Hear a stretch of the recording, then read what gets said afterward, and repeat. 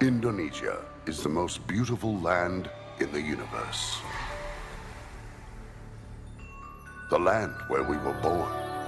The nation where we grew up. So many colors that live together in peace. With a million timeless treasures. With an abundance of natural wealth. Indonesia is not just wonderful. Indonesia is a wonderland. Kota baru gunungnya Bamega, Bamega Bamana Purdi Salangkarang, Bamana Purdi Salangkarang. Batamu lawanlah Adinda, Adinda iman di dadara Samalayang, iman di dadara Samalayang. Sayang si patokaan matego tego gorokan sayang si patokaan matego tego gorokan sayang sajojo yumadam komi sabapare samuna muna keke samuna muna keke soleram anak yang manis janganlah dicium sayang kalau dicium merah pipinya kampungan jauh di mato kunwangsan sebaku liliang takkan ajo kawan lamu sangke basuh yang surya.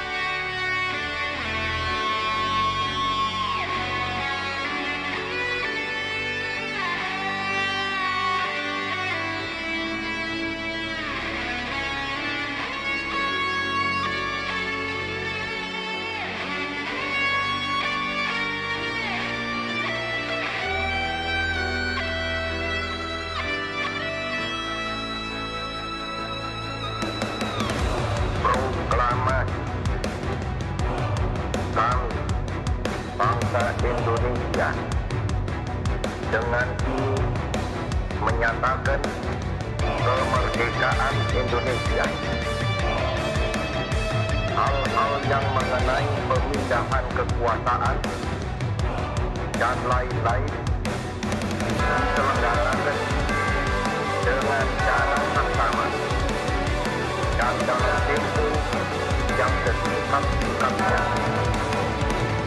Jakarta, 17 Agustus 1945, atas nama bangsa Indonesia, Soekarno, Hatta.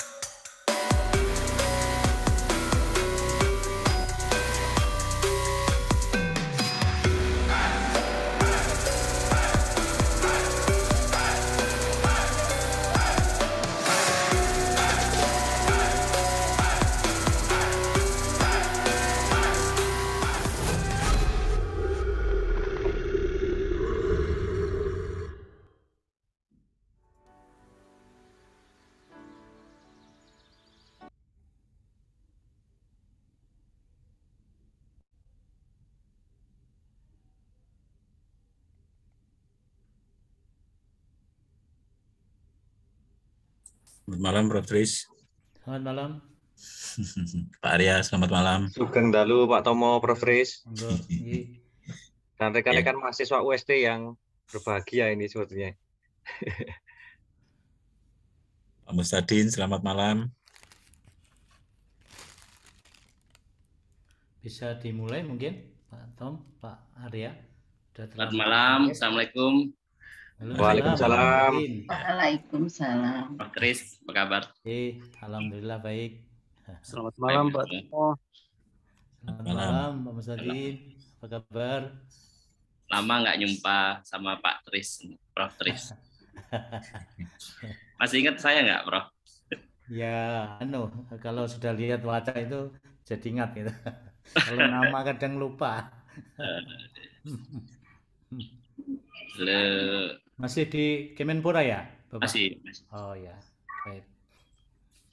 Jadi, Mas Arya bisa dimulai? Kita mulai aja, Bapak Ibu semua sekalian. Assalamualaikum warahmatullahi wabarakatuh. Waalaikumsalam warahmatullahi wabarakatuh. Sugeng dalu, salam dan bahagia. Salam. Salam sejahtera untuk kita semuanya. Segala puji syukur kita panjatkan kehadirat Tuhan Yang Maha Esa, sehingga pada malam yang berbahagia ini kita dapat berkumpul untuk membahas sesuatu yang penting dari ketiga narasumber yang sangat luar biasa. Namun sebelum acara kita mulai, marilah kita berdoa. Berdoa menurut kepercayaan dan keyakinan masing-masing. Berdoa, kami persilahkan. Bismillahirrahmanirrahim.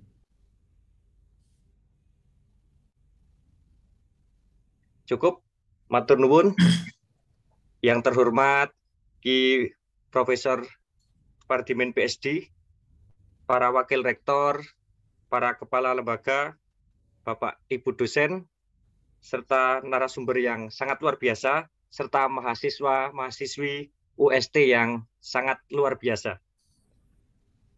Baik, pertama-tama marilah kita selalu menjunjung kehadirat Tuhan Yang Maha Esa, sehingga pada malam hari ini kita akan melaksanakan kegiatan yang menurut kita semuanya ini penting gitu ya, karena nanti pada acara malam hari ini akan ada beberapa pemahaman-pemahaman, akan ada beberapa hal yang penting terkait tentang sarasian kebudayaan. Sebelum acara dimulai, saya akan membacakan urutan acara pada malam hari ini. Yang pertama adalah pembukaan, kemudian menyanyikan lagu Indonesia Raya dan himne Taman Siswa, kemudian sambutan, kemudian masuk kepada materi, tanya jawab, kemudian penutup. Mengacu kepada acara yang pertama, yaitu menyanyikan lagu Indonesia Raya.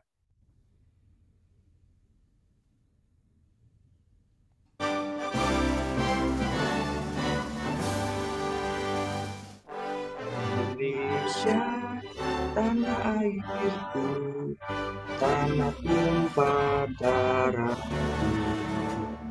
Di sanalah aku berdiri, jadi pandu hidupku. Indonesia, kebangsaanku, sedangkanlah airku. Marilah kita bersatu, Indonesia bersatu. Hiduplah, hiduplah negeriku, bangsaku, rakyatku semuanya. Bangga dan untuk Indonesia.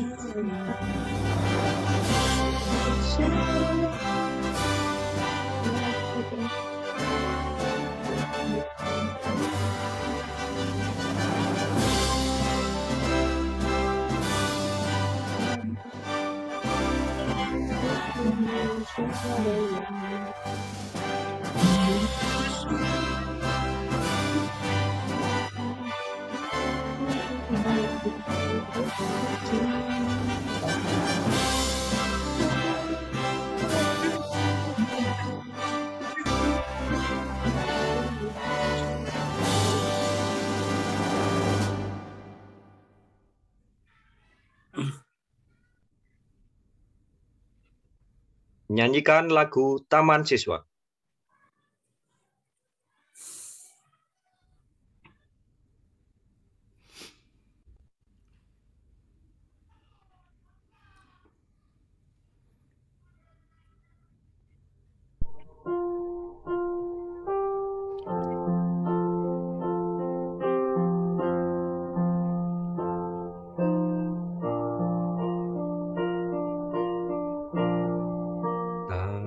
Taman siswa, perguruan, hiduplah semerdekanya. Taman siswa, jantung hatiku, bersinarlah kemuliaannya dari barat sampai ke timur. Pulau-pulau Indonesia, nama kamu sangatlah masyhur, dilindungi birat dan putih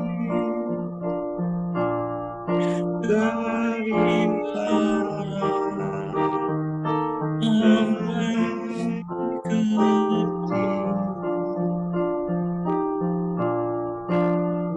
pulau-pulau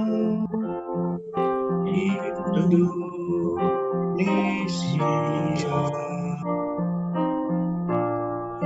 Nama kamu sangat masyhur, dilindungi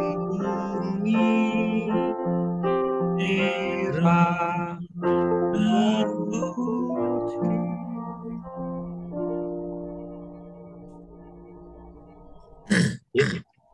Baik, Bapak, Ibu semua, serta para mahasiswa yang mengikuti sarasian pada malam hari ini, perlu saya sampaikan bahwa malam ini ada 3 narasumber yang luar biasa. Yang pertama adalah Dr. H. Mustadin Tanggala, S. Psikologi MSI. Beliau adalah Kabag Hukum dan Sisinfo Deputi Bidang Pengembangan Pemuda Kemenpora. Dan beliau juga adalah alumni UST. Kemudian yang kedua adalah Profesor Dr. Sutrisna Wibawa MPD. Beliau adalah sebagai Kepala Lembaga Pengembangan Universitas Sarjana Wiyata Taman Siswa Yogyakarta. Yang ketiga adalah Ibu Dr. Yuli Prihatni MPD. Beliau adalah Kepala Lembaga Penjaminan Mutu Universitas Sarjana Wiyata Taman Siswa dan juga moderator yang selalu smart, yaitu beliaunya DRS Sudartomo Macaris MHum. Baik, menginjak acara selanjutnya adalah sambutan dari Kepala Lembaga Pengembangan UST sekaligus membuka acara pada malam hari ini. Monggo Prof. Dr. Sutrisna Wibawa, waktu dan tempat saya persilakan. Monggo Prof. Bismillahirrahmanirrahim. Assalamualaikum warahmatullahi wabarakatuh. Waalaikumsalam. Salam sejahtera untuk kita semua. Salam dan bahagia. Salam. Yang terhormat Bapak Rektor, para Wakil Rektor, para pimpinan di lingkungan UST yang kami hormati, ya, teristimewa Pak Mustadin yang berkenan hadir malam hari ini bersama kita. Narasumber berikutnya Ibu Yuli, terima kasih. Ya, seluruh dosen, seluruh adik-adik mahasiswa Dewantara Muda yang penuh semangat, ya, yang saya banggakan. Alhamdulillahirrahmanirrahim. Akhirnya kita bisa menyelenggarakan studium general yang ditujukan untuk para mahasiswa, yang tujuannya untuk pengembangan wawasan di bidang pengembangan kebudayaan dan implementasinya di kampus. Malam hari ini, ya, ini adalah edisi perdana kuliah umum untuk mahasiswa, dan kami berharap nanti diikuti tahap berikutnya. Tahap pertama kita mengangkat tema kebinekaan karena akhir-akhir ini kadang-kadang untuk mengimplementasikan kebinekaan, ya, di masyarakat terutama, ya, ini kita lihat ada penurunan, ya, sehingga kita perlu untuk menggalakkan terutama di kalangan UST ini sebagai bagian dari warga masyarakat, warga negara, dan tentu sebagai sivitas akademika UST, sehingga kita berharap hidup di Indonesia, ya, dengan semboyan Bhinneka Tunggal Ika, ya, dengan keberagaman berbagai hal, agama, budaya, ya, dan pernik-pernik yang ada di seluruh Indonesia ini menjadi bagian dari keragaman yang saya kira harus kita tunaikan, sehingga dengan keragaman itu, ya, maka akan diwujudkan kekayaan budaya, ya, di negara kita, dan ini adalah bagian dari bagaimana kita bernegara untuk menghargai satu dengan yang lain. Dan khususnya di kampus tentu yang selama ini sudah kondusif ya, dilaksanakan, ini terus kita pupuk, kita kembangkan dan menjadi roh ketika kita berada di masyarakat ya sebagai warga negara. Tidak banyak yang saya sampaikan. Sekali lagi terima kasih semuanya atas penyelenggaraan kegiatan malam hari ini. Dengan mengucapkan Bismillahirrahmanirrahim atas izin Bapak Ibu dan adik-adik mahasiswa, maka Studium General edisi pertama malam hari ini Senin 28 Maret 2022 saya nyatakan dibuka. Terima kasih. Wassalamualaikum warahmatullahi wabarakatuh. Waalaikumsalam warahmatullahi wabarakatuh. Matur nuwun, terima kasih kepada Prof. Tris yang sudah membuka acara pada malam hari ini. Selanjutnya waktu sepenuhnya saya serahkan kepada Pak Sudartomo. Monggo Pak Tomo, silahkan bisa di-handle. Ya, terima kasih Pak Arya yang sudah menyampaikan waktu dan mempercayakan untuk memandu kegiatan ini. Yang terhormat Bapak Rektor, Bapak para Wakil Rektor, para Dekan, dan para Kepala Lembaga di lingkungan Universitas Sarjana Wiyata Tamasiswa, serta para mahasiswa yang hadir, dan tentu saja para narasumber kita pada malam hari ini, Bapak Dr. Mustadin, Prof. Sutrisno Wibowo, kemudian juga Ibu Dr. Yuli Prihatni. Pada malam hari ini kita akan bersama-sama dengan mahasiswa, ya, jadi untuk memberikan bekal secara lebih khusus, ya. Jadi karena ini terkesan dengan adanya kebinekaan, nah ini menjadi tadi sudah disampaikan oleh Prof. Sutrisno. Nah oleh karena itu pada malam hari ini pembekalan dan semoga ini menjadi memperluas cakrawala pemahaman dan penghayatan serta implementasi bagaimana di lingkungan pekerjaan, ya. Dan kebetulan pada malam hari ini dua narasumber kita itu alumni dari Universitas Sarjana Wiyata Tamasiswa, Bapak Mustadin dan juga Bu Yuli Prihatni, ini produk asli Universitas Sarjana Wiyata Tamasiswa. Baik, waktu selanjutnya ini nanti paparan akan disampaikan oleh masing-masing narasumber itu selama 20 menit. Kemudian nanti sesudah presentasi yang pertama akan ada testimoni dari mahasiswa yang sudah melaksanakan kuliah kerja nyata dan bagaimana mengimplementasikan kebinekaan, semangat kebinekaan itu pada saat hidup bersama di masyarakat.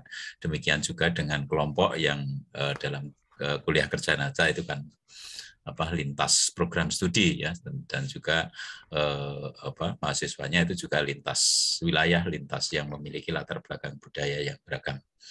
Nah, oleh karena itu nanti pada presentasi pertama akan disampaikan oleh Bapak Dr. Mustadin Tagala, Sarjana Psikologi, Magister of Science. Ini kebetulan jabatannya luar biasa, ya, jadi Kabag Hukum dan Sisinfo, ya, Deputi Bidang Pengembangan Kemenpora, kemudian juga masih setia pada dunia pendidikan sebagai Dekan Fakultas Psikologi Universitas Az-Zahra Jakarta. Juga tidak lupa pada akar dan asal mulanya, ya, masih menjadi Sekretaris Umum PPPKBTS, luar biasa. Nah, maka marilah kita simak paparan dari Bapak Mustadin ini, ya, dan kepada semua mahasiswa terutama, ya, di semak-semak tumbuh tinggi pohon cemara. Mari kita menyimak bersama para narasumber kita. Kesempatan pertama kami serahkan kepada Bapak Dr. H. Mustadin Tagala, Sarjana Psikologi, Magister Science. Saya persilakan Pak Mustadin. Baik. Terima kasih Pak Sudartomo. Salam dan bahagia. Salam. Salam. Terima kasih atas waktu yang diberikan kepada kami untuk bersua dengan Civitas Akademika Universitas Sarjana Wiyata Taman Siswa, yang saya tentu hormati, muliakan para pimpinan perguruan tinggi, para dosen-dosen saya, senior saya, teman-teman, kolega, dan mahasiswa sekalian. Masih ada kurang tadi Pak Sudartomo, saya masih dosen di Prodi Psikologi UST, Pak. Luar biasa ya. Jadi saya masih ngajar di UST. Kalau dihitung mungkin totalnya sudah 4 tahun saya mengajar di UST. Jadi terus selama masih diberikan mata kuliah, saya ngajar Pak di UST. Tidak pernah tahu juga gajinya berapa, tapi yang penting saya merasa akarnya tidak dicabut gitu. Tetap memijak kampus yang tempat saya lahir. Jadi sejak 2017, 18, 19, 17, 18, kemudian saya sudah ke Jakarta. Tahun terakhir saya ngajar lagi. Alhamdulillah, situasi pandemi ternyata memberikan peluang baru kepada saya untuk menginjakkan kaki lagi dengan kuliah online. Tapi kalau sudah full offline, kemungkinan akan break lagi untuk sementara waktu. Ini dosen saya banyak, pembimbing saya banyak, Pak Yakob. Ini ada Pak Yakob di sini. Selamat malam. Selamat malam Pak Yakob. Ya. Kita pernah melanglang buana melintasi Sumatera. Betul. Berkendara mobil karena sebagai aktivis. Isinya 8 orang ya, satu mobil. Ada mobil putih. Ya. Betul karena kita waktu itu mendirikan perkumpulan ikatan mahasiswa Taman Siswa se-Indonesia. Ikatan mahasiswa Taman Siswa se-Indonesia. Tapi setelah itu setahun 2 tahun saya tinggal juga ternyata juga tidak tumbuh mekar ya, karena jarak dan seterusnya. Mudah-mudahan ada generasi selanjutnya yang mau meneruskan lagi, karena sangat penting sekali di masa seperti ini. Kolaborasi menjadi sangat penting ya, jejaring menjadi kata kunci untuk menghadapi situasi yang terus berkembang. Nah, mudah-mudahan atas bimbingan Pak Yakob pasti mudah-mudahan ini bisa tumbuh kembali, karena kita sudah pernah mulai dulu. Kemudian nggak apa-apa saya singgung-singgung karena bernostalgia juga ya. Iya. Pak Tris sebenarnya juga tidak asing bagi saya, tapi mungkin beliau agak-agak lupa gitu. Sejak waktu sekretaris Dirjen dulu, saya pernah bertiga dengan Pak Menteri waktu itu dalam satu ruangan ketika saya menjadi Ketua Himpunan Mahasiswa Pasca Sarjana Indonesia. Oh iya Mas, lupa saya. Ingat Pak. Ini saya mau tutup kamera. Saya mau tutup kamera saya Pak. Ini sengaja foto ini foto saya pas pidato depan Pak Tris waktu itu di UNJ. Ya, saya senang sekali ketemu lagi dengan Pak Tris. Begitu dengar Pak Tris ada di UST, wah ini udah bener ini. Udah bener, dan mudah-mudahan mendapatkan ruang yang cukup untuk mengembangkan Universitas Sarjana Wiyata Taman Siswa. Karena saya kenal betul Pak Tris tidak hanya mumpuni di bidang akademik, tapi juga punya jejaring networking yang sangat luas. Dibuktikan pernah menjadi pejabat di Kementerian Pendidikan, Dikti dulu waktu itu, zaman itu, Menristek Dikti zaman itu. Terima kasih para dosen yang sudah mengundang. Oke, saya juga memang hanya ingin bincang ringan sebenarnya karena tidak paralel, makanya ini Pak Tris semakin online ternyata semakin tumburan, sehari itu bisa sampai 7 meeting, webinar dan seterusnya yang harus kita hadiri. Tapi kita syukuri ini sebuah momentum di tengah situasi sulit, ternyata selalu saja ada titik terang. Kita mengambil hikmah, mengambil kebaikan dari situasi pandemi yang kita hadapi. Mungkin kalau nggak ada COVID, kita tidak akrab dengan meeting seperti ini, dan kita tidak berjumpa malam hari ini. Tentu ada juga yang sudah diambil oleh COVID, tapi ternyata ada yang diberikan oleh COVID kepada kehidupan kemanusiaan dan kehidupan manusia. Ini selalu kita syukuri di tengah musibah selalu ada kebaikan tersimpan di sana untuk kemajuan kehidupan kemanusiaan. Mudah-mudahan momentum ini tidak lewat begitu saja oleh Universitas Sarjana Wiyata Taman Siswa, mampu menghadirkan banyak dosen-dosen tidak hanya dari dalam negeri, dari luar negeri tanpa harus membeli tiket, menghadirkan profesor, guru besar dari kampus-kampus ternama dunia tanpa harus membeli tiket. Ini sebuah peluang sehingga mahasiswa kita mendapatkan spektrum pengetahuan yang semakin luas. Mungkin agak berbeda saat kami dulu kuliah di Sarjana Wiyata Taman Siswa, tapi yang kami syukuri saat di Sarjana Wiyata, kami didoktrin sebagai satu kesatuan. Walaupun kami berbeda-beda seperti tema malam hari ini kita berbeda-beda suku, bangsa dan seterusnya, tapi kita satu di bawah panji Taman Siswa, dan organisasi kemahasiswaan saat itu tumbuh sangat subur sehingga kami bisa bertumbuh berjejaring sehingga sampai hari ini kami berkarir pun menggunakan milestone jejaring organisasi sampai pernah memimpin organisasi level nasional yang cukup sangat besar saat itu ya, karena bekal dari kuliah dan berorganisasi saat berada di Taman Siswa atau Sarjana Wiyata Taman Siswa. Nah, baik Bapak Ibu sekalian yang saya hormati, karena ini forum akademik, izinkan saya sedikit agak teoritik beberapa waktu. Nanti saya izin di sebenarnya jam 8 kegiatan saya, tapi saya minta tadi agak telat 10-15 menit untuk bergabung di kegiatan yang sudah di-arrange jauh hari.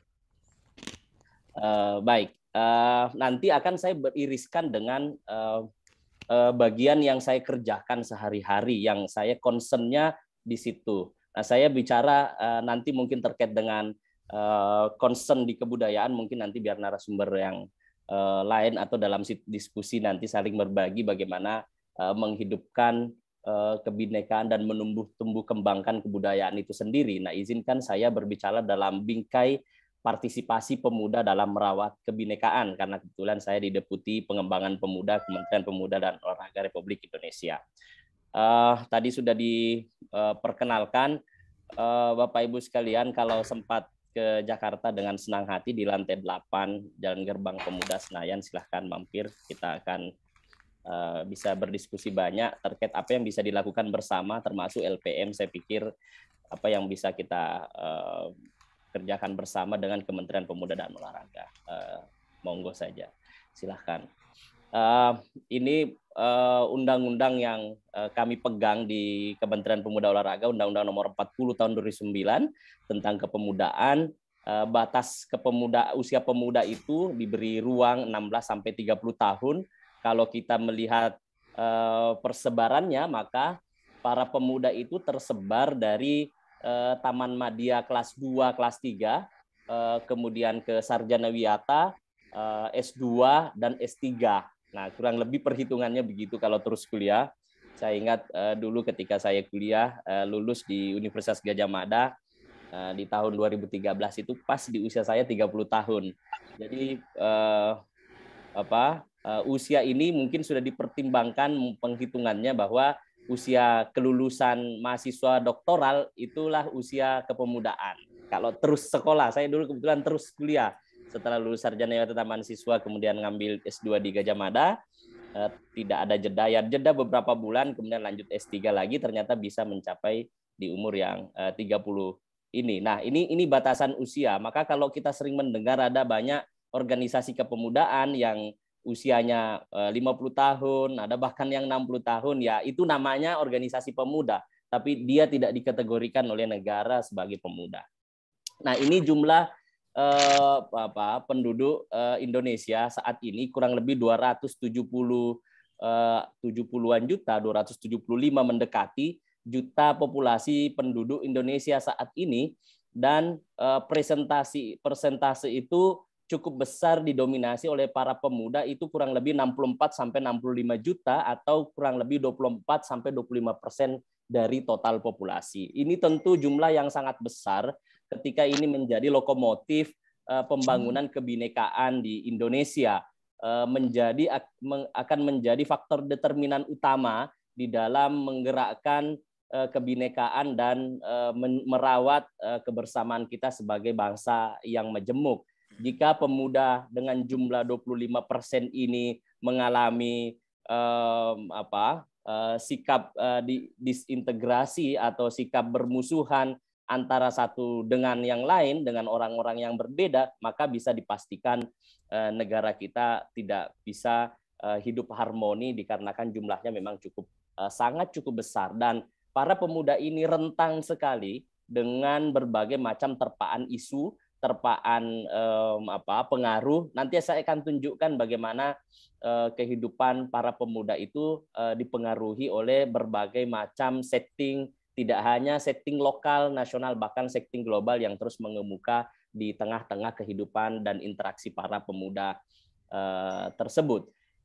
Dan yang cukup mencengangkan data terakhir itu adalah total pemilih di pemilihan presiden, kemudian pemilihan DPR RI, legislatif, eksekutif di pemilu terakhir itu ternyata ada sekitar hampir 60% populasi pemilih kita itu adalah pemilih pemuda atau pemilih milenial atau biasa disebut dengan pemilih pemula. Jadi hampir 60% pemilih. Bisa dilacak di data KPU, itu disajikan betul bagaimana sebenarnya wajah perpolitikan bangsa kita saat ini ditentukan oleh pilihan sadar para pemuda dalam bilik suara atau dalam politik elektoral di periode sebelumnya. Tentunya tahun 2024 ini akan lebih nyata lagi, lebih jelas lagi peran para pemuda di dalam menentukan wajah perpolitikan bangsa Indonesia saat ini. Nah, maka maju sebagai sebuah kesimpulan yang sementara bahwa maju tidaknya kehidupan berbangsa dan bernegara kita, yang dimana negara kita banyak sekali hampir semua unsurnya ditentukan oleh keputusan-keputusan politik, itu di tangan para pemuda kita. Nah, ini menjadi segmen yang cukup serius, apalagi di perguruan tinggi itu kita tahu bersama bagaimana hampir jumlah pemuda yang mengenyam pendidikan itu bertumpuk atau berkumpul di perguruan tinggi.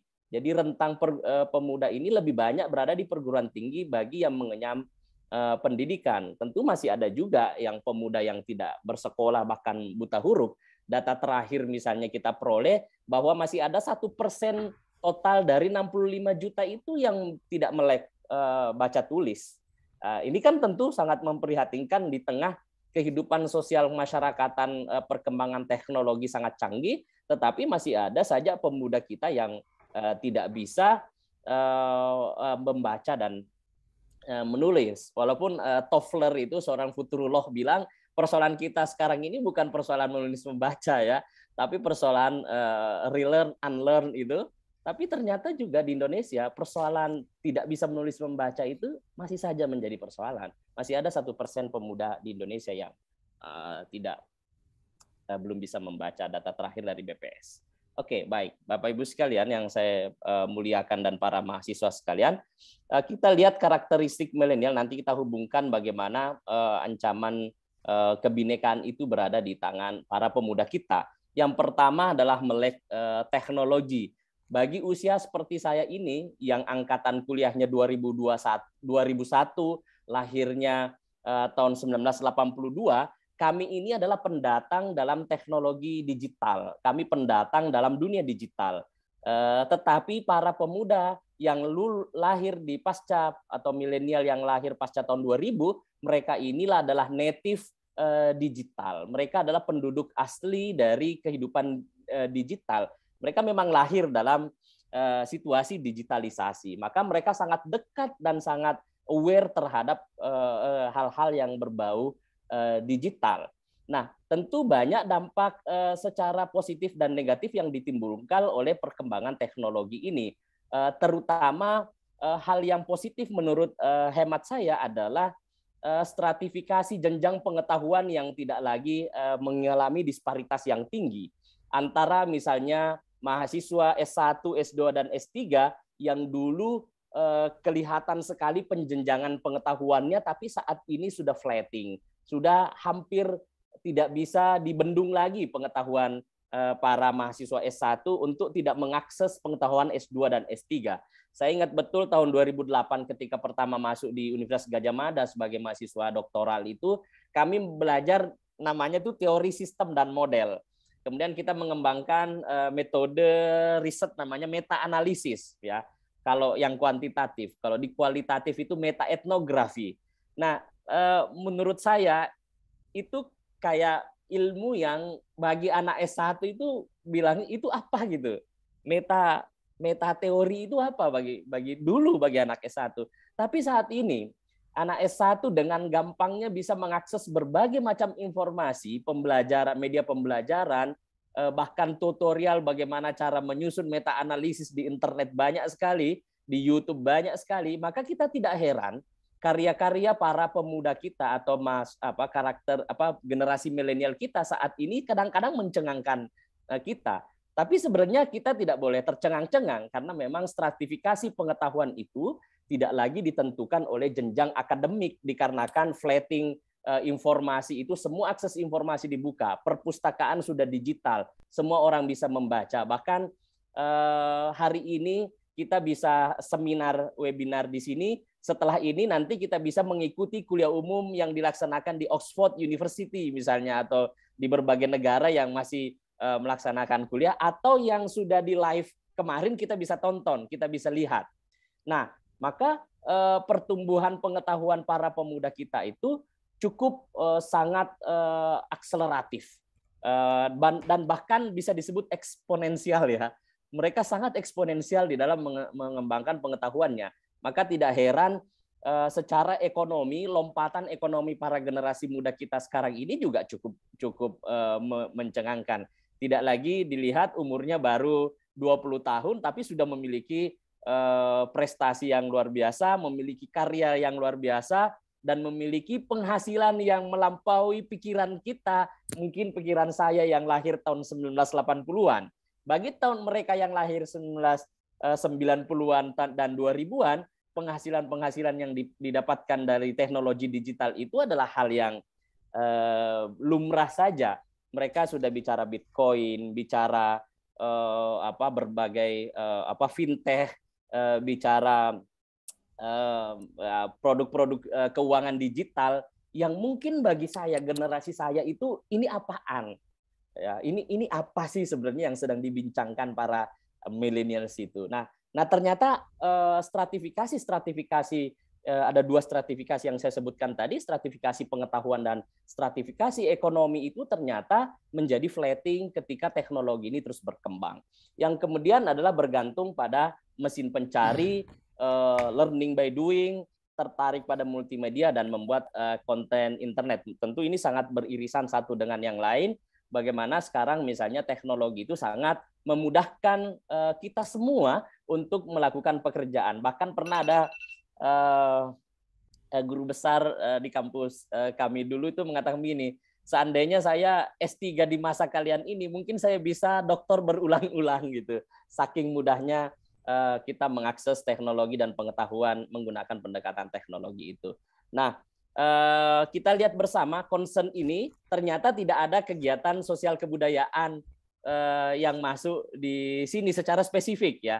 Tidak ada persoalan kebudayaan secara spesifik. Kegiatan yang paling menarik minat itu hasil riset CSIS itu, walaupun misalnya musik kita masukkan dalam produk kebudayaan, tapi secara spesifik ansih kebudayaan itu ternyata tidak muncul menjadi ketertarikan para pemuda kita. Kita lihat usia milenial dan non milenial di atas 30 tahun olahraga, milenial lebih tertarik, kemudian ada musik, nonton film, memasak, beragama, permainan teknologi baru, aktif media sosial, membaca, membahas isu sosial dan politik dan seterusnya. Nah, ternyata isu sosial politik ini juga sangat rendah, berbanding terbalik dengan data yang saya sebutkan dari KPU tadi, bahwa pemudalah yang menentukan masa depan perpolitikan, wajah perpolitikan kita, tetapi ternyata concern mereka untuk membincangkan dan memahami isu sosial politik itu juga sangat-sangat rendah sekali, itu hampir hanya 2,3%. Ini tentu bisa menjadi persoalan, di mana pemuda kita harapkan menjadi subjek politik, ternyata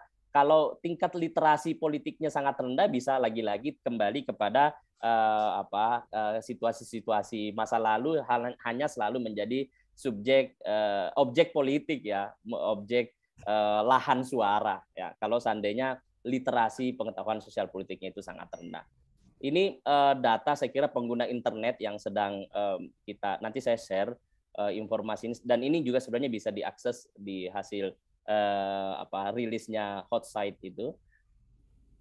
Nah, ini juga menjadi satu persoalan yang dihadapi dalam konteks kehidupan kebinekaan kita, di mana hoax ini bukan mendominasi, tapi menjadi arus dominan yang seringkali mendisorientasi cara berpikir para pemuda kita dan bahkan masyarakat kita di dalam menyikapi berbagai persoalan. Kita lihat misalnya konten yang paling banyak berita hoax-nya itu terkait dengan politik, kemudian agama. Nah, kalau sudah politik dan agama ini dicemari oleh isu-isu hoax dan disinformasi, tentu akan menimbulkan gesekan-gesekan dan percikan di tengah harmonisasi yang terus kita bangun bersama. Nah, maka ini menjadi PR dan tentu musuh kita bersama, bagaimana kita meredam dan membangun kesadaran dan literasi para mahasiswa kita, di mana mereka harus betul-betul tahu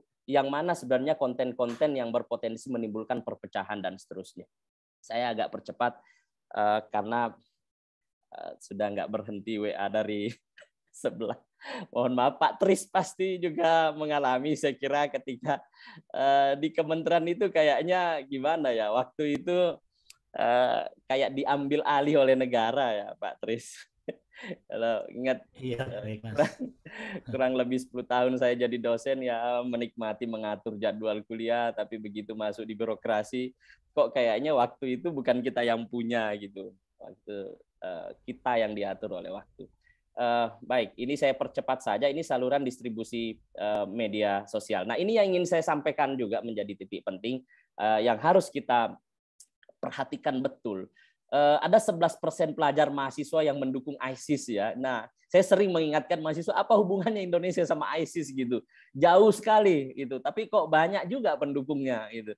Ada 39% mahasiswa di 15 provinsi terindikasi tertarik paham radikalisme. Kemudian ada 59% pelaku teroris usia 18 sampai 30 tahun dan ada 78% pelajar mahasiswa mengikuti akun berpotensi radikal.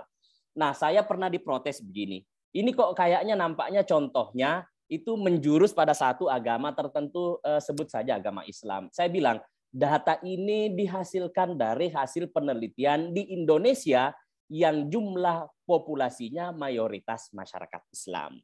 Tentu berbeda kalau risetnya dilaksanakan di negara atau di tempat yang mayoritas misalnya beragama Katolik, Protestan, dan seterusnya.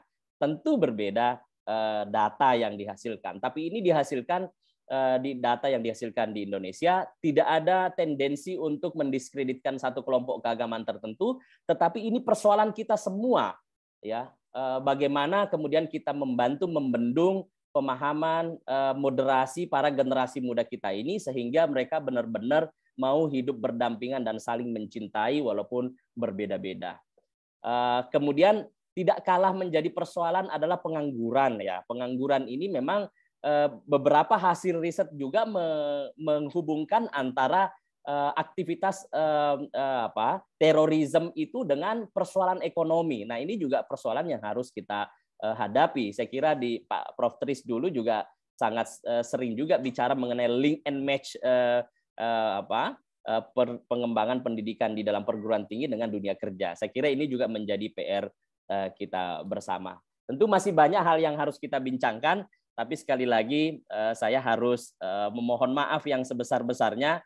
Saya pengen mungkin nanti ada waktu dan kita bisa berdiskusi lebih panjang lagi sehingga banyak hal-hal yang bisa kita eksplor. Dan tentu saya sangat terbuka, Prof Tris dan Bapak Ibu sekalian, Pak Yakob, saya sangat terbuka anytime jika ada diskusi ke depan yang ingin dilaksanakan, baik online maupun offline, insya Allah terbuka untuk kita bincangkan jadwalnya. sehingga bisa mendapatkan ruang-ruang untuk berbincang satu dengan yang lain lebih eksploratif. Saya mohon maaf sekali lagi Prof. Tris, karena udah nggak berhenti HP-nya berbunyi untuk memandu rapat di sebelah. Mohon maaf, terima kasih banyak sekali lagi atas waktu dan ruangnya. Tentu saya sangat senang sekali malam hari ini, Prof. Tris, tapi karena memang waktu yang tidak bisa berlama-lama di forum ini. Terima kasih sekali lagi. Saya tidak bisa mengikuti tanya jawab, betul-betul rapat di sebelah menunggu saya. Saya tidak hadir, bisa nggak jalan rapatnya. Saya minta maaf sekali. Terima kasih Bapak Ibu sekalian. Salam dan bahagia. Salam. Sukses ya Mas Mustadin. J, Bu. Sukses Mas Mustadin. J, Prof. Buat Bu Ati. Terima kasih, Bu. J, assalamualaikum. Mari. Waalaikumsalam. Waalaikumsalam.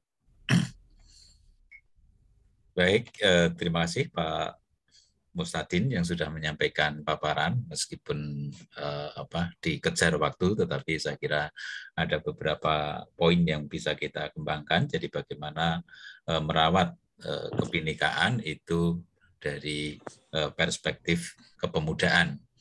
Dan tadi dikemukakan bahwa ada cukup banyak populasi pemuda yang menjadi penentu pengembangan semangat kebinekaan itu di Republik kita tercinta ini. Nah, mungkin nanti kalau ada pertanyaan-pertanyaan, saya kira nanti bisa disampaikan melalui kolom chat dan nanti akan bisa kita sampaikan kepada Pak Mustadin supaya mendapat respon secara tertulis. Baik, waktu selanjutnya, nah ini jadi kemarin mendapat informasi dari Bu Ati sebagai Kepala LP2M, ya, sebagai LP2M. Jadi bagaimana implementasi kebinekaan itu di UST, nah itu terutama tampak pada kegiatan KKN. Karena dalam kegiatan KKN itu mereka hidup bersama dengan masyarakat dan juga bersama teman kelompok secara lintas program studi, lintas fakultas, dan juga tentu saja lintas asal yang memiliki latar belakang budaya masing-masing. Nah, oleh karena itu pada kesempatan ini akan hadir Mas Febri. Mas Febri, selamat malam. Selamat malam, Pak. Ya, ini Mas Febri dari program studi PGSD ya. Ya, beliau dia sudah mengikuti KKN dan bagaimana mempraktekkan semangat kebinekaan itu di UST, kemudian juga bagaimana ketika itu dipraktekkan di saat KKN. Nah, saya persilakan Pak Mas Febri untuk memberikan pengalamannya selama kurang lebih 5 menit. Saya persilakan. Terima kasih Pak untuk waktunya. Sebelumnya, Assalamualaikum warahmatullahi wabarakatuh. Selamat malam, salam dan bahagia. Salam. Waalaikumsalam warahmatullahi wabarakatuh. Waalaikumsalam warahmatullahi wabarakatuh. Ya, perkenalkan nama saya Febri Imam. Saya mahasiswa Universitas Sarjana Wiyata Mahasiswa. Saya anggota kelompok KKN Padepokan 044 Dusun Ngerancah, Sriharjo, Imogiri, Bantul. Izinkan saya menyampaikan relevansi ajaran mahasiswa di lingkungan kampus dan saat kegiatan KKN. Kelompok saya terdiri dari 7 orang anggota, 2 anggota berasal dari luar Pulau Jawa.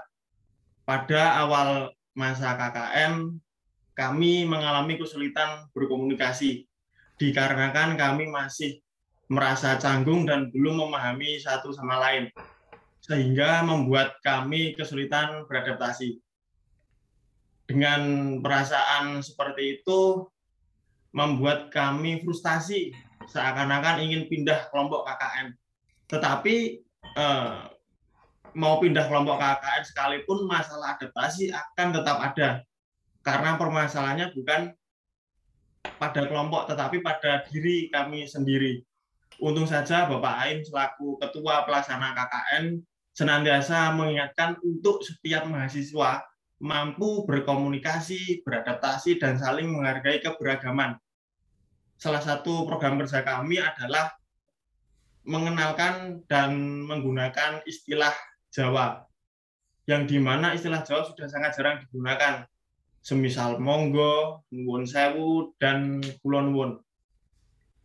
Itu kami kenalkan kepada anak-anak dan remaja di Dusun Ngerancah. Tak lupa teman kami pun juga kami kenalkan dengan istilah-istilah Jawa. Ketika di kampus pun begitu. Banyak dari teman-teman kami yang saling belajar daerah lain, contohnya bahasa. Selain itu juga mengenalkan masakan khas daerah masing-masing, sehingga ciri khas mereka tetap akan ada. Tak disangka kami melaksanakan ajaran taman siswa, yaitu menghargai keberagaman, yaitu merangkul teman-teman dari daerah lain. Pada ajaran taman siswa, pendidikan menjadi alat untuk mewujudkan cita-cita taman siswa, yaitu memanusiakan manusia, budi pekerti luhur bangsa, dan cita-cita kemerdekaan bangsa Indonesia berdasarkan Pancasila dan Undang-Undang Dasar 1945. Para dosen Universitas Sarjana Wiyata pun juga begitu. Mereka mengajarkan para mahasiswanya berlandaskan budaya Indonesia yang menjunjung tinggi persatuan dan kebinekaan. Ajaran itu layak diteladani oleh lembaga pendidikan di Indonesia agar sikap menghargai kebinekaan tumbuh pada diri peserta didik. Prinsip lain taman siswa yang patut dicontoh sekolah lain adalah mengutamakan pendidikan karakter, sehingga proses pendidikan di taman siswa tidak mengutamakan aspek intelektual semata. Mungkin itu yang dapat saya sampaikan. Kurang lebihnya mohon maaf. Wassalamualaikum warahmatullahi wabarakatuh. Salam. Waalaikumsalam warahmatullahi wabarakatuh. Salam. Salam.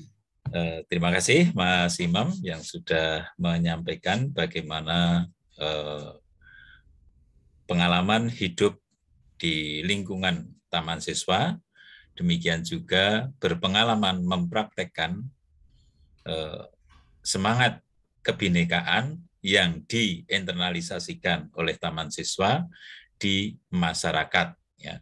Jadi tadi saya kira memang itu menjadi prinsip-prinsip hidup secara universal. Jadi misalnya beradaptasi dengan ya bahasa, ya itu saya kira untuk merepresentasikan kesantunan.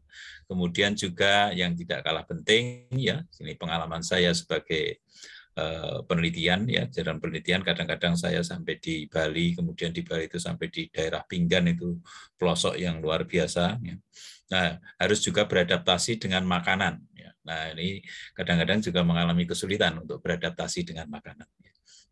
Tetapi prinsip bahwa ya jadi seperti saudara-saudara yang dari Minang ya di mana bumi diinjak di situ langit dijunjung. Nah ini saya kira tadi sudah dipraktekkan oleh Mas Imam dan teman-temannya dalam satu tim kelompok KKN.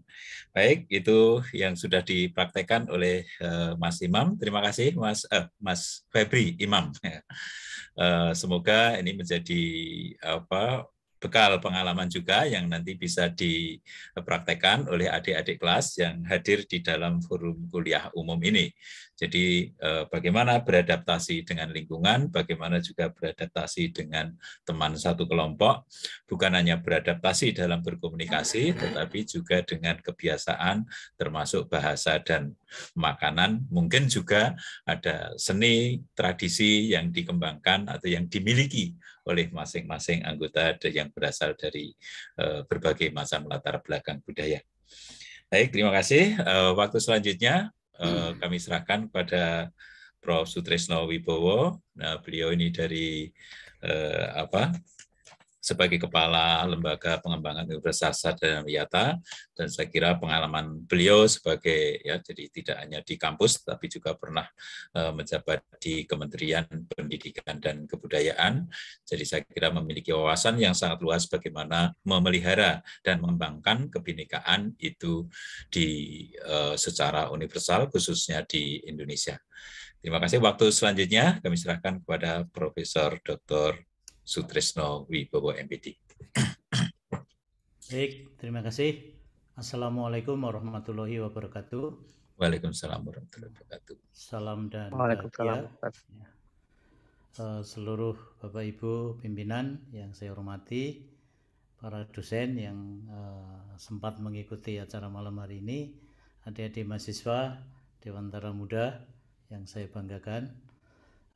Tema yang diambil malam ini adalah bagaimana membangun kebinekaan. Pak Mustadin tadi sudah menyampaikan bagaimana lingkungan Kemenpora dan pengalaman-pengalaman beliau.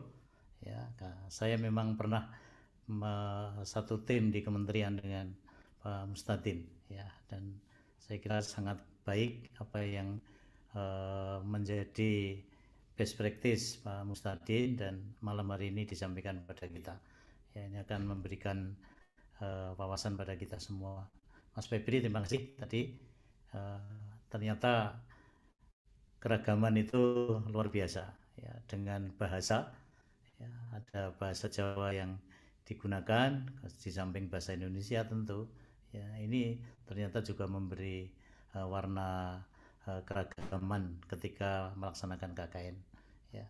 Nah, saya ingin menyampaikan beberapa hal. Membangun kebinekaan perspektif budaya. Mas Ian, saya minta dibantu untuk. Halo Mas Ian. Ya.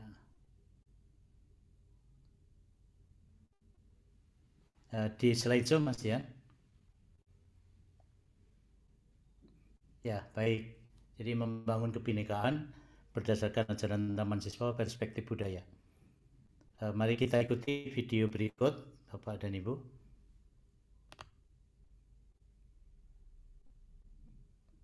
Di play, Pak Mas Yan.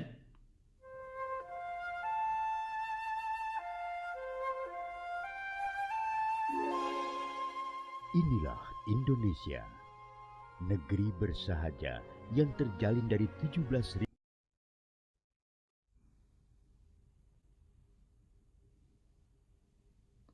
Kok putus? Mas ya? 1.000 lebih gugusan kepulauan membentang bagaikan untayan batu zamrud. Kondisi geografis Indonesia yang berada di kawasan Ring of Fire membentuk keunikan kontur pada setiap jengkal wilayahnya. Indonesia tanah air beta, lautan lepas, pegunungan nan gagah hingga hamparan sawah. Inilah Indonesia, rumah bagi 1.300 suku dan etnis yang menuturkan lebih dari 700 ragam bahasa. Semuanya terbingkai dalam keragaman budaya. Puja bangsa. Pulau Sumatera, pulau paling barat di Indonesia, memegang teguh budaya nenek moyang bangsa Melayu. Pulau Kalimantan menjadi tempat bernaung suku Dayak, suku terbesar di Kalimantan.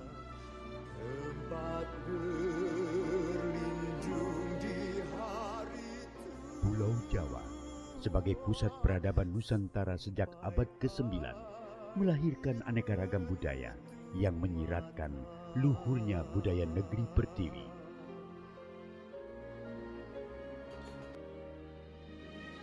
Jakarta sebagai ibu kota negara menjadi titik lebur dari seluruh kebudayaan. Disinilah semua terpusat, nuansa akulturasi dan kekentalan budaya pun semakin terasa.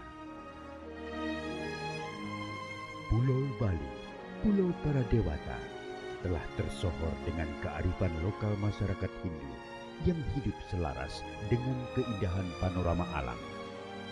Semakin bergerak ke timur, kebudayaan di Pulau Sulawesi, Kepulauan Maluku, dan Papua semakin eksotis.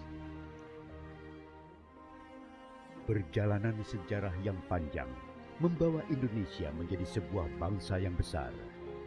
Kejayaan di masa lampau membuat bangsa Indonesia terus berinovasi mempertahankan budaya bangsa. Bhinneka Tunggal Ika, berbeda-beda namun tetap satu jua. Semangat itulah yang selalu menyatukan keberagaman Indonesia. Toleransi tinggi melahirkan rasa gotong royong, cerminan budaya asli Indonesia.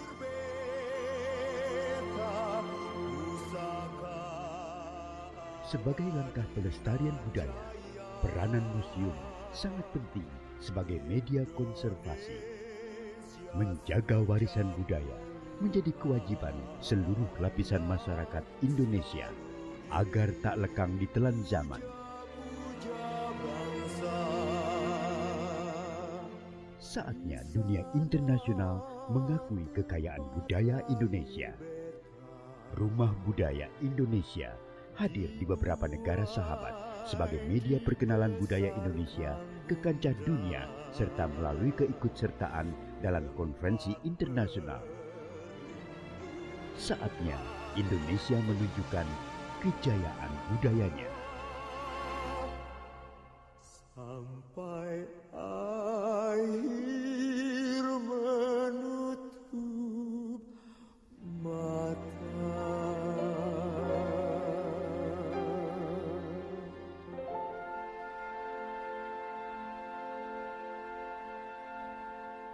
Stop, Mas Ian. Slide berikutnya. Bapak Ibu, kalau kita mengikuti video sejenak, jadi tergambar pada kita semua bahwa Bhinneka Tunggal Ika ini menekankan pada keragaman. Jadi jangan pada perbedaan, tetapi pada keragaman. Dan keragaman adalah kekayaan.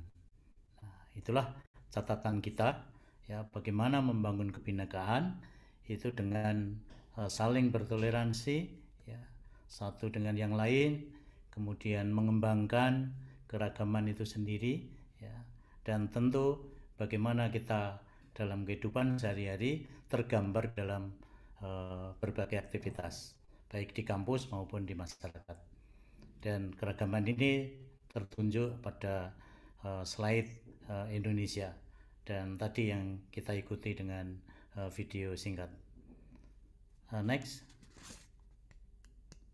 Sejenak akan saya lihat bagaimana kebudayaan. Unsur universal budaya.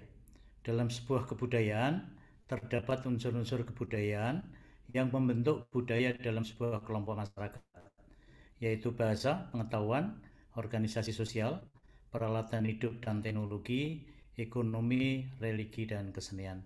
7 unsur ini yang membentuk unsur universal sebuah budaya, baik pada suku atau etnik tertentu, ya, maupun juga sebuah negara. Ya, inilah 7 unsur yang mengikat universal budaya. Next. Ya. Hakikat kebudayaan. Kebudayaan adalah keseluruhan sistem gagasan, tindakan, dan hasil karya dalam rangka kehidupan masyarakat yang dijadikan milik diri manusia untuk belajar. Dan kebudayaan itu terdiri dari 3 wujud. Pertama adalah sebagai satu kompleksitas dari ide, gagasan, nilai. Yang kedua adalah sebagai satu kompleksitas aktivitas serta tindakan yang berpola. Yang ketiga adalah benda-benda hasil karya manusia. Dan nilai-nilai ini menjadi penting sebagai wujud budaya yang pertama, ya, yang tentu tema hari ini, ya, kebinekaan itu dilihat dari ajaran Taman Siswa. Artinya adalah nilai-nilai yang dipegang teguh, yang diimplementasikan dalam ajaran Taman Siswa. Terus, nah, Ki Hajar Dewantara ya, menyebutkan bahwa kultur atau kebudayaan ini adalah buah dari keadaban manusia. Sekali lagi, keadaban manusia. Jadi oleh karena itu sifatnya keluhuran budi. Tadi Mas Febri ya menyebut pendidikan budi pekerti. Nah, tergambar di sini. Ya. Maka buah-buah dari keseluruhan budi itu dinamakan budaya. Perkataan kultur berasal dari bahasa Latin, culere, kemudian cultivare yang berarti mengusahakan, yaitu mengusahakan untuk mendapatkan kemajuan hidup. Kebudayaan berarti segala apa yang berhubungan dengan budaya, sedangkan budaya berasal dari perkataan budi yang dengan singkat diartikan sebagai jiwa yang telah masak. Budaya atau kebudayaan artinya buah budi manusia. Dalam kebudayaan, selain berarti buah budi, juga berarti memelihara dan memajukan. Jadi Ki Hajar memberi pesan pada kita ya, bahwa buah budi ya, sebagai eksistensi kebudayaan ini berarti memelihara dan memajukan, dan itu saya kira kewajiban kita. Terus jenis kebudayaan menurut Ki Hajar itu ada 3. Kalau Kencana Ringratna tadi juga 3 ya. Yang pertama itu adalah nilai, 2 aktivitas, lalu 3 artefak. Nah, Ki Hajar menyebut 3 itu adalah 1 adalah pikiran, segala ilmu pengetahuan, pendidikan dan pengajaran. 2 adalah rasa, segala sifat keindahan dalam keluhuran batin, estetika etika yang di dalamnya ada adat istiadat, hukum, kesosialan, keamanan dan sebagainya. Yang 3 adalah kemauan. Semua perbuatan misalnya usaha-usaha pertanian, industri, perkapalan, bangunan-bangunan, arsitektur dan lain-lain. Yang bisa kita kenal adalah dengan cipta, rasa dan karsa. Nah, ini yang dipesankan oleh Ki Hajar Dewantara. Next. Nah, bagaimana kebudayaan daerah dan kebudayaan nasional? Ya, ini juga konsep Ki Hajar Dewantara. Kebudayaan nasional adalah segala puncak-puncak dari sari-sari kebudayaan daerah. Jadi tidak hanya Jawa ya, ini ada Sunda, ada Minang, kemudian ada Batak, ya di Sulawesi Selatan ada banyak juga budaya daerah yang berkembang ya, di seluruh Indonesia, baik yang lama maupun yang baru yang berjiwa nasional. Perkembangan kebudayaan harus melalui jalan yang disebut sebagai trikon. Ya, saya kira ini sudah mendarah daging ya untuk kita. Continue dengan apa yang telah ada di waktu silam, konvergen dengan jalannya kebudayaan lainnya. Nah, disinilah kebinekaan itu kita buktikan. Konvergen dengan kebudayaan lainnya. Nah, disitulah saya kira muncul kebinekaan. Dan konsentris, ya meskipun berbeda tetapi tetap harus menyatu. Yaitu dalam persatuan yang besar. Yaitu bersatu namun tetap mempunyai sifat-sifat kepribadian. Nah, disinilah kebinekaan atau keragaman dibangun ya, melalui pesan-pesan Ki Hajar Dewantara. Next. Artefak sebagai mengandung pesan nilai. Bapak Ibu, adik-adik mahasiswa, kalau kita lihat slide ini ada berbagai ragam ya, ada rumah Minang ya, kemudian di Sulawesi Selatan ini yang terkenal ya dengan kebudayaan di sana. Lalu di Jawa ada gunungan, kemudian di Jawa Barat itu ada cipta gelar itu tentang panen padi ya. Nah, semuanya ini adalah artefak atau barang-barang yang mengandung nilai, yang mengandung simbol. Jadi memang salah satu budaya itu wujud nilai itu diekspresikan melalui artefak. Ya, jadi artefak itu menjadi kunci untuk pelestarian ya, pelestarian sekaligus pengembangan. Karena nilai-nilai itu ada di dalam artefak itu. Next. Ini jiwa Jawa dalam kebudayaan Jawa. Bayangkan kalau ini pola seperti ini mungkin bisa kita sebut sebagai kepribadian bangsa ya. Ini kalau taat seperti ini, kalau tidak karena ada unsur-unsur simbol makna yang ada di dalamnya, tidak mungkin akan bisa dilalui. para abdi dalam itu luar biasa, ya, taat, ya, melaksanakan perintah, ya, kemudian dia secara suntuk, ya, itu bagaimana menghayati budaya Jawa dalam tugas-tugasnya. Next.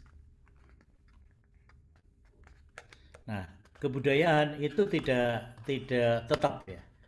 Ki Hajar juga sudah lama menyampaikan bahwa kebudayaan tidak pernah abadi, tapi terus berganti wujudnya yang disebabkan berganti-ganti alam dan zaman. Kebudayaan yang dalam zaman lampau menggampangkan dan menguntungkan hidup, boleh jadi zaman sekarang menyukarkan, dan sebaliknya. Banyak hal yang sekarang itu dimudahkan dengan perkembangan yang baru. Itulah sebabnya harus senantiasa menyesuaikan kebudayaan kita dengan tuntutan alam dan zaman baru. Next. Nah, pada zaman baru, ini tantangan yang dihadapi adalah munculnya zaman baru, zaman yang telah mengubah sendi-sendi kehidupan masyarakat, yang disebut sebagai era revolusi industri 4.0 dan society atau masyarakat 5.0. Revolusi industri 4.0 dan masyarakat 5.0 tidak memiliki perbedaan yang signifikan. Revolusi industri 4.0 menggunakan kecerdasan buatan, artificial intelligence, sedangkan masyarakat 5.0 memfokuskan pada komponen manusianya atau human. Konsep revolusi yang dicetuskan di Jepang lebih mendorong terhadap peranan manusia dalam mengatasi paradigma kemajuan revolusi industri 4.0. Dalam masyarakat 5.0, manusia dituntut untuk dapat lebih memiliki kemampuan memecahkan masalah yang kompleks, berpikir kritis, dan kreativitas. Inilah Bapak Ibu, adik-adik mahasiswa yang kita hadapi masa sekarang. Jadi dengan kemajuan teknologi yang luar biasa yang dikembangkan melalui artificial intelligence, ini mengubah sendi-sendi kehidupan kita. Dan secara otomatis ya sendi-sendi budaya itu mau tidak mau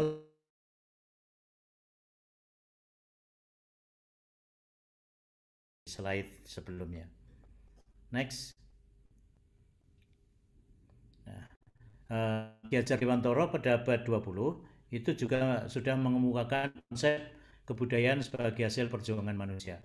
Seperti zaman baru sebenarnya adalah zaman perjuangan, yaitu perjuangan terhadap segala kekuatan alam yang mengelilinginya dan segala pengaruh zaman atau masyarakatnya yang keduanya, alam dan zaman, ya, tidak pernah berhenti atau beku.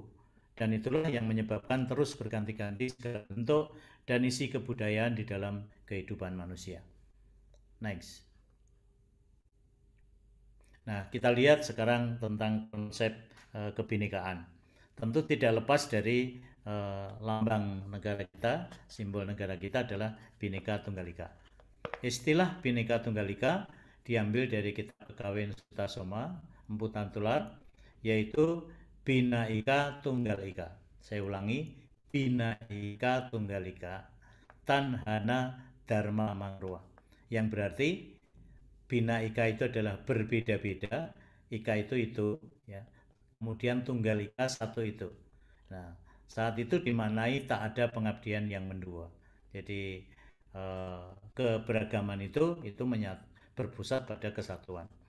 Saat itu memang konteks Bhinneka Tunggal Ika itu lebih ditekankan pada keberagaman agama dan aliran kepercayaan penduduk Majapahit, di mana kebinekaan sekarang kita maknai lebih luas.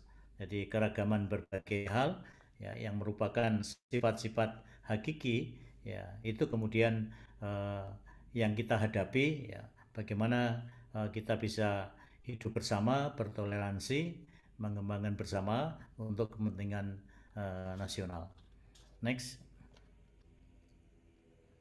Nah, UST sebagai perguruan tinggi kebangsaan tentu penuh dengan berbagai keragaman yang ada di dalamnya.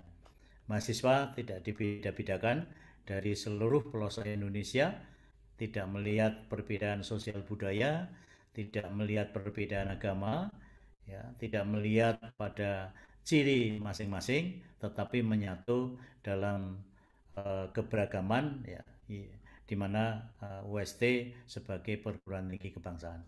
Ya, UST sebagai bagian dari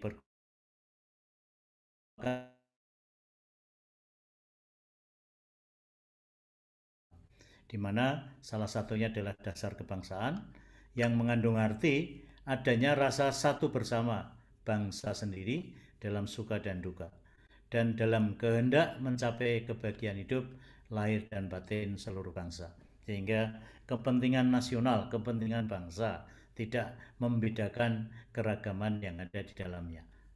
Next.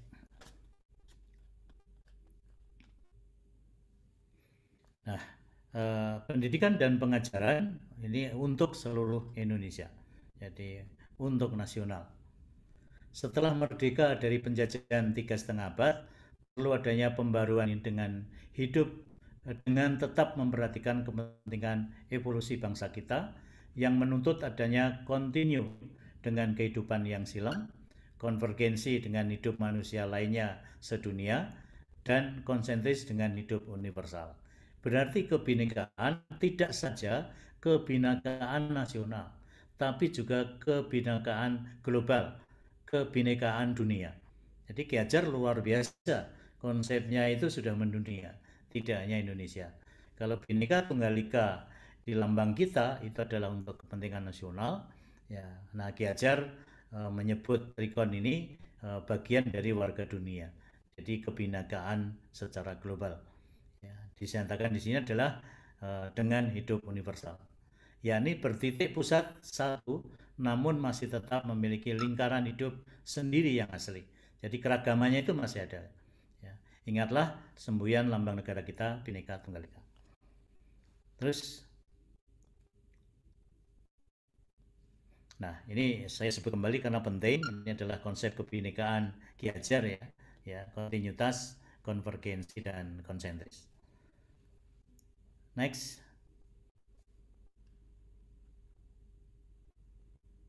Next, ya. Nah, bagaimana nilai-nilai kebinekaan harus kita wujudkan ya, dan harus kita implementasikan di kehidupan kita baik di kampus maupun di masyarakat. Pertama adalah mempertahankan budaya luhur, lokalitas dan identitasnya.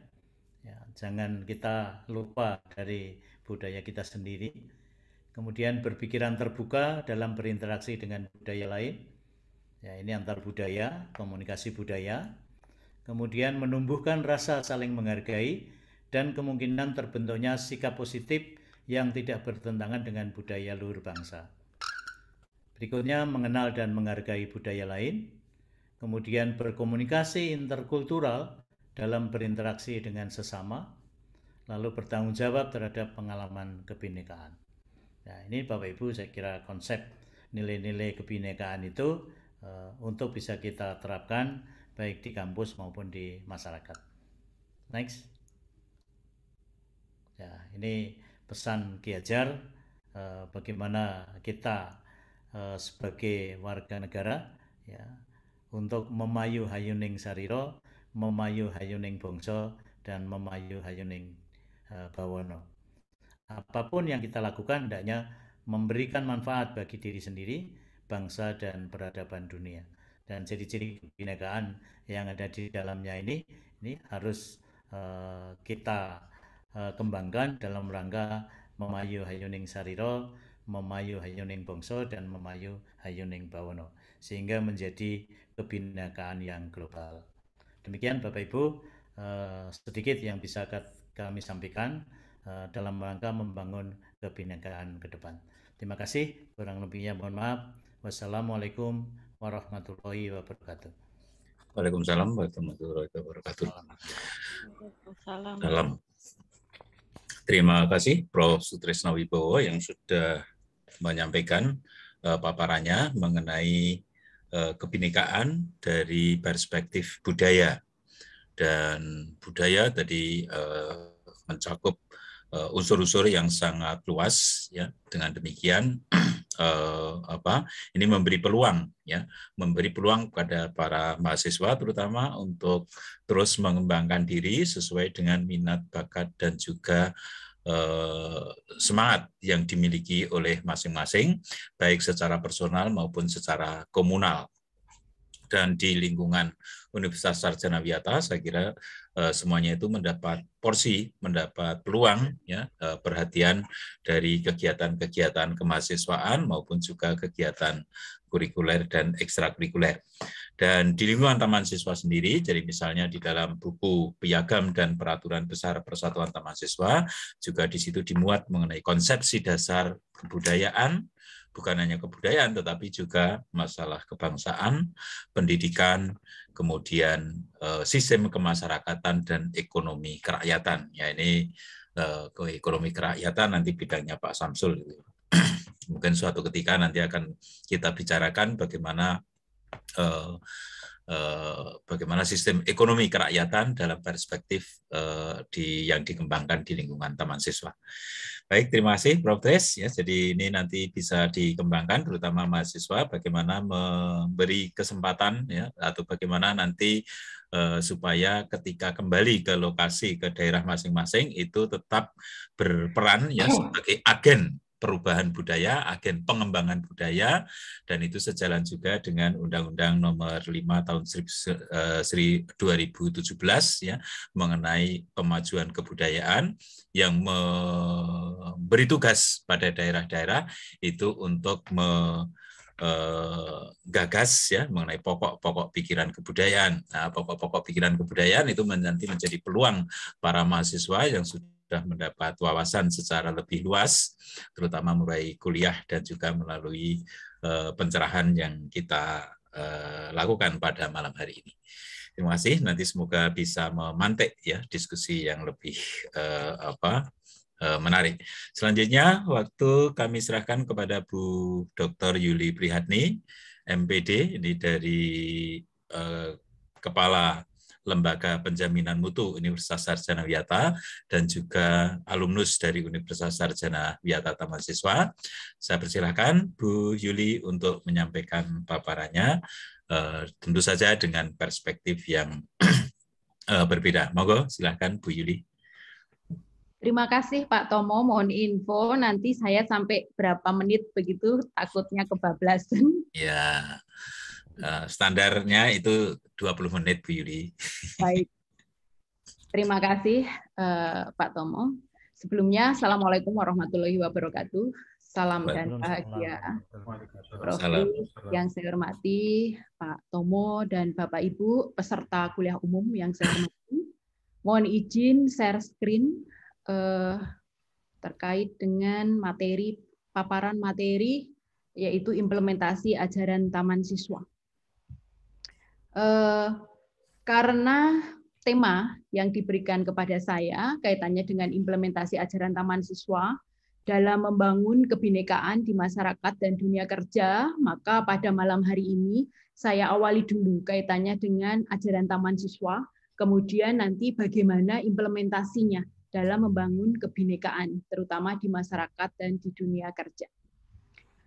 Baik, Bapak Ibu, memang pada saat kita mengkaitkan tentang ajaran Taman Siswa, kita ingat bahwa ajaran Taman Siswa itu sendiri ada 4 hal. Yang pertama yang berupa konsep, kemudian yang berupa ajaran itu sendiri atau sering disebut dengan pedoman operasional praktis, ada yang berupa fatwa, dan ada yang berupa nasihat dan semboyan.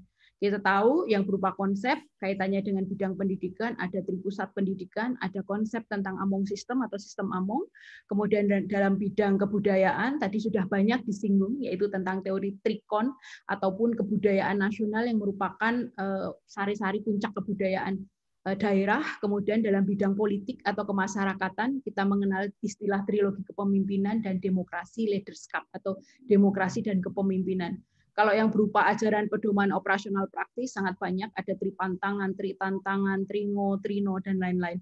Berupa fatwa, kita mengenal ada 10 fatwa hidup merdeka menurut Ki Hajar Dewantara, ada lawan sastra ngesti mulyo, suci toto ngesti tunggal, neng ning nung nang, dan lain-lain. Berupa adapun yang keempat yaitu berupa nasihat dan semboyan, ini juga cukup banyak, ada rawe-rawe rantas, malang-malang putung, dan lain-lain. Nah, pada kesempatan malam hari ini, karena ajaran Taman Siswa ini dikaitkan dengan implementasi kebinekaan, Maka di sini saya ingin mencoba kaitannya dengan kebinekaan bangsa Indonesia. Jadi tadi sudah disampaikan oleh Pak Mustadin, kemudian oleh Prof. Tris, di sini kebinekaan atau keragaman, atau kalau kita kaitkan dengan keragaman bangsa Indonesia ini dapat ditinjau dari berbagai aspek, yaitu suku bangsa, adat istiadat, bahasa, agama atau kepercayaan, serta etnis. Nah, dari keberagaman atau kebinekaan bangsa Indonesia tadi, dilihatnya tidak ke perbedaannya, tetapi bagaimana keragaman ini merupakan kekayaan bangsa. Nah, oleh karena itu, memang keragaman atau kebinekaan bangsa ini dapat berpengaruh terhadap karakter dan kepribadian masyarakat Indonesia.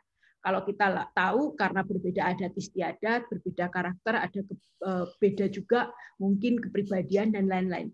Tetapi bagaimana kemudian keragaman bangsa Indonesia ini perlu dipupuk karena merupakan kekayaan bangsa. Nah, ini harapannya dapat dipupuk, dapat dipelihara dengan tetap menjunjung tinggi prinsip sebagai satu bangsa dengan tercermin tadi semboyan Bhinneka Tunggal Ika. Dan cerminan ini tadi sudah dijelaskan oleh Prof. Tris begitu. Nah, baik Bapak Ibu dan para mahasiswa sekalian, sekarang bagaimana implementasi kebinekaan itu sendiri? Nah, apabila dikaitkan dengan ajaran taman siswa, yang pertama kita kaitkan dengan pendidikan. Jadi Ki Hajar Dewantara pada saat Kongres Taman Siswa yang pertama tahun 1930, kemudian apa yang disampaikan oleh Ki Hajar ini diulang kembali pada saat beliau menerima gelar Doktor Honoris Causa dari Universitas Gadjah Mada dalam bidang kebudayaan pada tanggal 19 Desember tahun 1956. Beliau menyatakan bahwa Onderwits nasional, Onderwits itu adalah pembelajaran atau pengajarannya. Onderwits nasional ialah onderwits yang selaras dengan penghidupan bangsa atau kultural. Atau tadi kalau kaitkan dengan Prof. Tris lebih ke perspektif kebudayaan. Nah, di sini Ki Hajar menekankan bahwa pengajaran nasional itu harus selaras dengan penghidupan bangsa. Nah, ini sebetulnya bagaimana bangsa kita, karena tadi bahwa bangsa kita keragamannya, kebinekaannya itu tadi meliputi beberapa karakteristik begitu. Nah, oleh karena itu, di situ dipertegas lagi oleh Ki Hajar bahwa pendidikan nasional ialah pendidikan yang beralaskan garis hidup bangsanya dan ditujukan untuk keperluan kehidupan yang dapat mengangkat derajat negara serta rakyatnya agar dapat bekerja sama dengan lain bangsa kemuliaan segenap manusia di dunia. Tadi Prof. Tris juga sudah menjelaskan, bahkan pada saat Taman Siswa berdiri, karena di situ memiliki visi sebagai badan perjuangan kebudayaan dan pembangunan masyarakat yang menggunakan pendidikan dalam arti luas sebagai sarana untuk mencapai cita-citanya, yaitu masyarakat yang tertib, damai, salam, dan bahagia. Nah, kalau kaitkan dengan tadi, bahwa sebetulnya Taman Siswa itu berdiri tadi kan ada dari gagasan Paguyuban Suluso Kliwonan, yang di sana memiliki cita-cita, yaitu Mamayu Hayuning Sariro, Mamayu Hayuning Bongso, Mamayu Hayuning Buwono, atau Mamayu Hayuning Menungso. Jadi mencita-citakan kebahagiaan diri, mencita-citakan kebahagiaan bangsa, dan mencita-citakan kebahagiaan manusia yang ada di dunia. Nah, kalau seperti itu, kaitannya dengan keberagaman, kaitannya dengan kebinekaan, artinya tadi tidak hanya lingkup Nusantara atau lingkup bangsa saja, tetapi itu sudah memang lingkupnya adalah dunia. Di sana tidak hanya kebangsaan yang lebih kepada bangsa kita sendiri, tetapi di sana ada kemanusiaan. Dalam Pancadharma pun juga di sana ada kebangsaan, ada juga prikemanusiaan yang kaitannya dengan bagaimana kebinekaan itu juga ditanamkan untuk manusia di seluruh dunia. Nah, bagaimana kemudian implementasi kebinekaan di bidang pendidikan? Nah, kalau kita kaitkan untuk keberagaman tadi, implementasinya dalam bidang pendidikan, tentunya yang pertama adalah menerapkan sistem Among. Pada pertemuan yang lalu, mungkin mahasiswa juga sudah pernah sering mendengar bahwa sistem Among adalah sebuah sistem yang jiwanya kekeluargaan, sendinya adalah kodrat alam dan kemerdekaan. Menurut cara berlakunya disebut dengan tuturi handayani. Karena kita tahu bahwa secara kodrati, anak didik itu memiliki karakteristik, memiliki potensi, minat, bakat yang berbeda antara satu dengan yang lain. Keberagaman potensi, keberagaman minat, keberagaman latar belakang. Nah, tentunya ini dalam pendidikan ini juga harus diperhatikan. Maka bagaimana kemudian dalam proses pendidikan ini keberagaman itu anak didik ini perlu diperhatikan. Makanya pendidikan dilaksanakan secara humanis, memanusiakan manusia, tidak membanding-bandingkan antara satu peserta didik dengan peserta didik lain. Apabila ingin dibandingkan, ya bandingkan kemampuan awalnya dengan kemampuan setelah mendapat pembelajaran.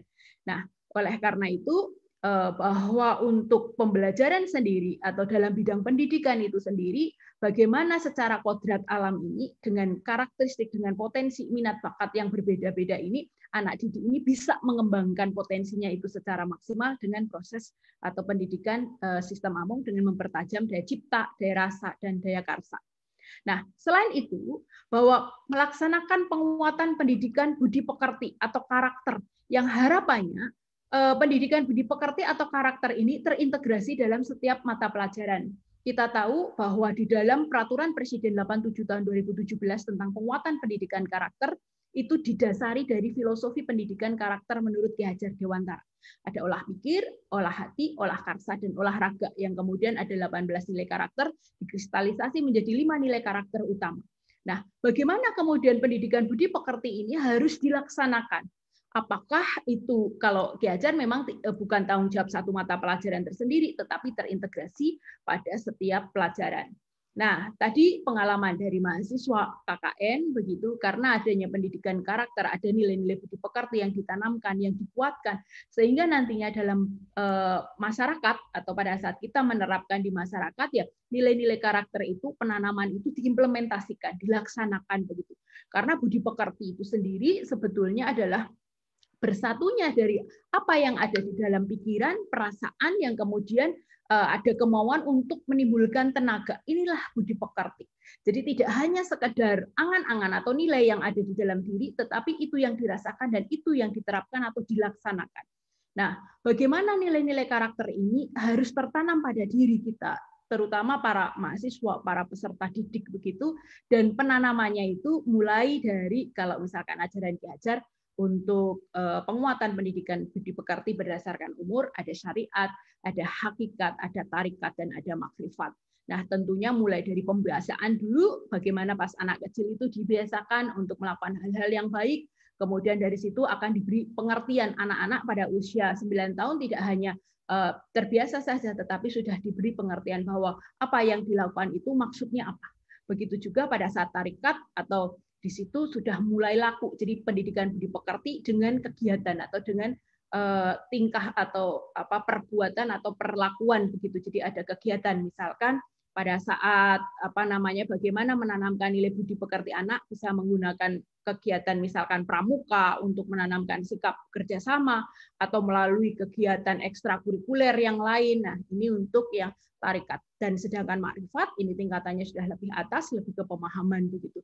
Nah, pendidikan budi pekerti atau karakter ini menjadi tugas semua pamong, semua guru, bukan hanya guru agama atau PKN, tetapi ya seperti di mata kuliah atau ya di tingkat mahasiswa ini, penanaman nilai-nilai karakter dan budi pekerti itu terintegrasi dalam setiap mata kuliah, dan itu diterapkan oleh semua dosen.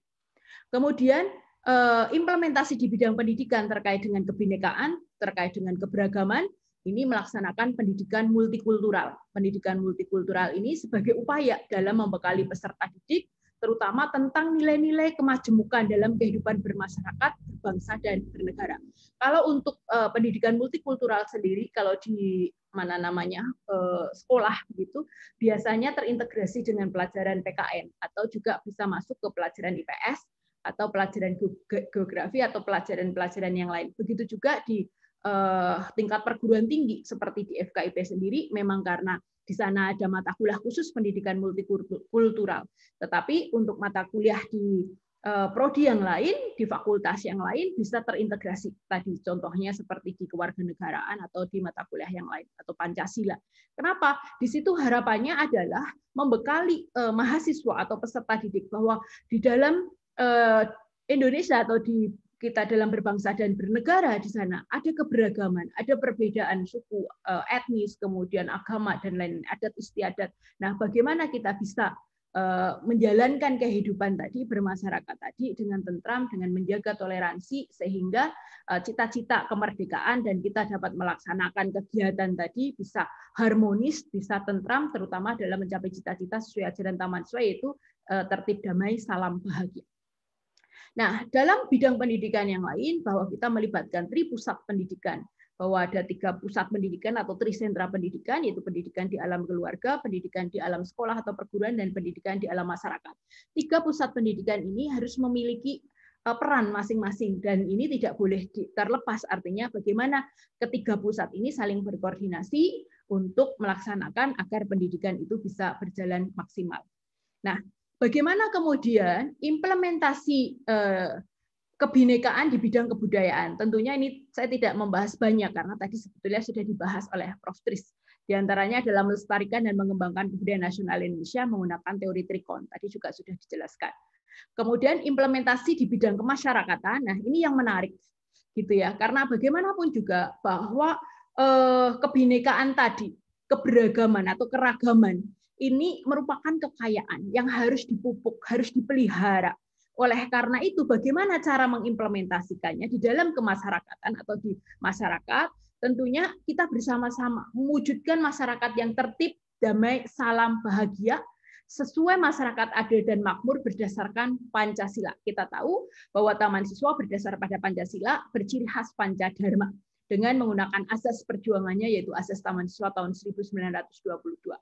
Nah, di sini dalam bidang kemasyarakatan juga menggunakan asas hidup, yaitu kekeluargaan.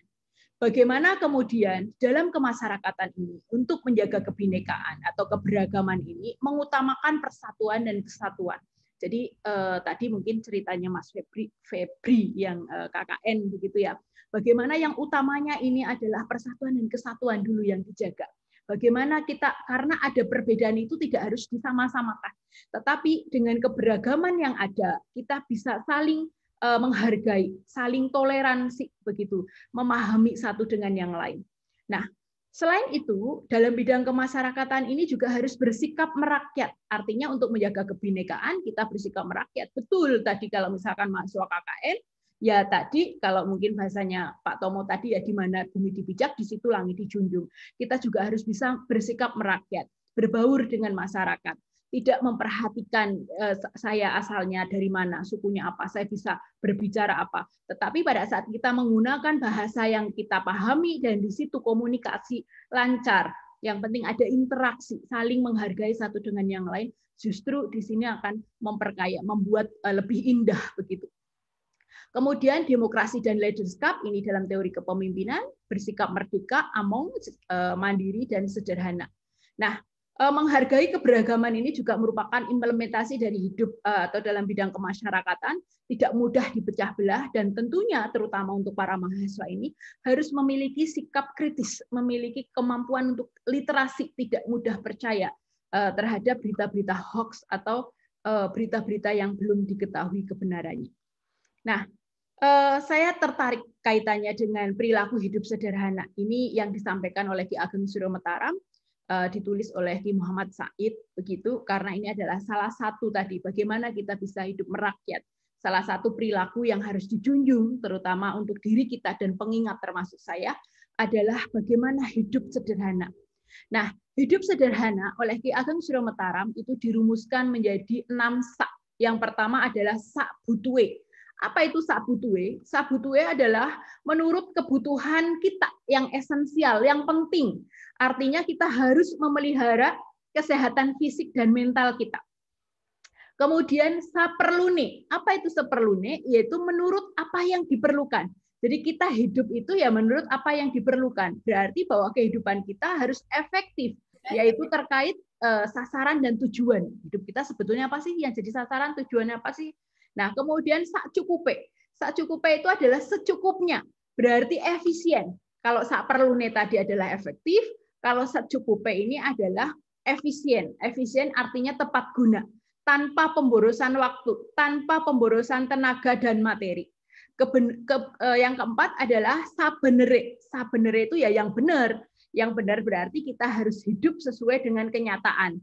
Harus kritis objektif. Jadi kita ya hidup kita ya kenyataan ya objektif gitu. Kalau terlalu tidak objektif juga ini akan aneh begitu.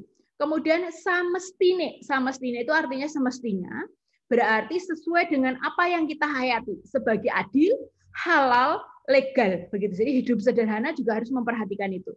Dan yang keenam adalah sak kepenae. Nah, sak kepenae ini bukan yang negatif ya. Sak kepenae di sini artinya sesuai dengan kemampuan kita.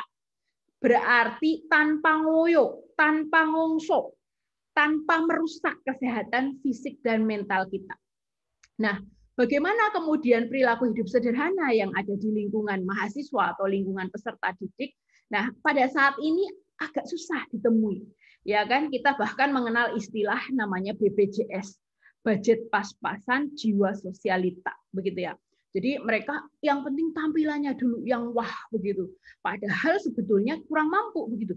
Dicari bagaimana caranya agar menarik. Nah, ini tentunya kurang pas dengan perilaku hidup sederhana. Bagaimana perilaku hidup sederhana ini? Ya tadi paling tidak ada 6 sak itu tadi. Nah, untuk apa namanya ya? Bentar.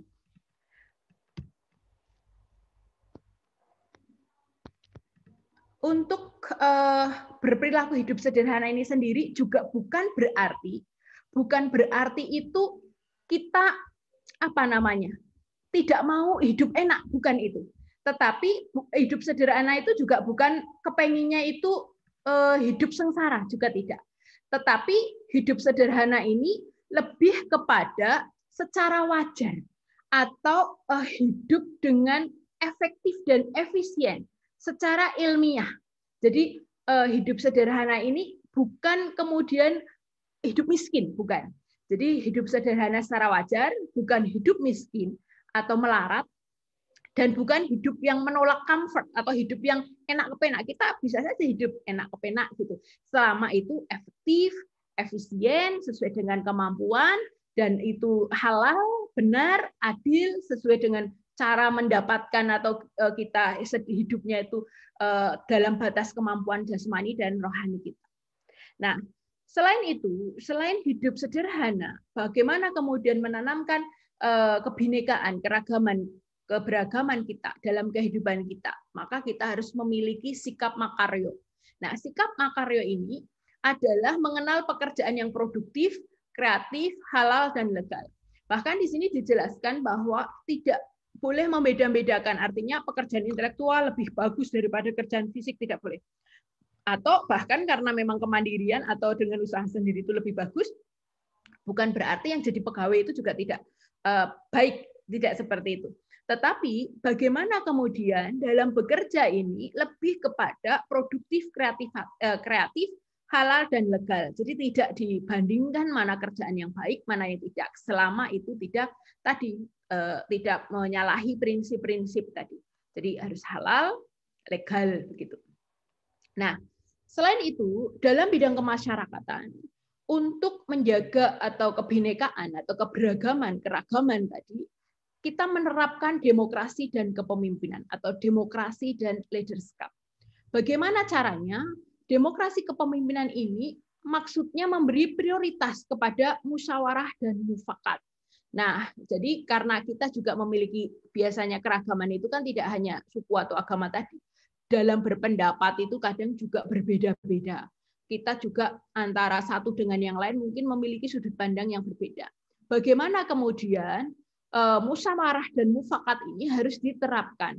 Nah, apabila menghadapi jalan buntu dan tidak bisa dicapai musyawarah itu, maka ada namanya kebijaksanaan pimpinan.